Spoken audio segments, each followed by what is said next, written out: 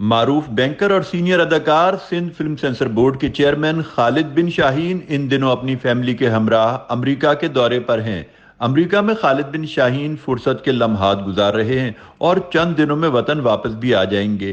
نجی دورے کو مختصر کر کے جلد وطن واپسی اس لیے بھی ضروری ہے کیونکہ بطور chairman Sindh film censor board سرکار نے انہیں مزید 3 سال کی توسیع دے دی ہے۔ امریکہ میں یوں تو خالد بن شاہین نے مقامی فلم پروڈیوسرز اور اپنے دیرینہ دوستوں سے ملاقات کی، تاہم سوشل میڈیا پر ان کی وہ ویڈیو خاص طور پر مقبول ہوئی جس میں خالد بن شاہین اپنی فیملی کے ہمراہ ریاست سنسنیٹی اوہایو میں ابراہم لنکن کی تاریخی جیپ چلاتے ہوئے دیکھے جا سکتے ہیں۔ News Pakistan, Ohio, سنسنیٹی۔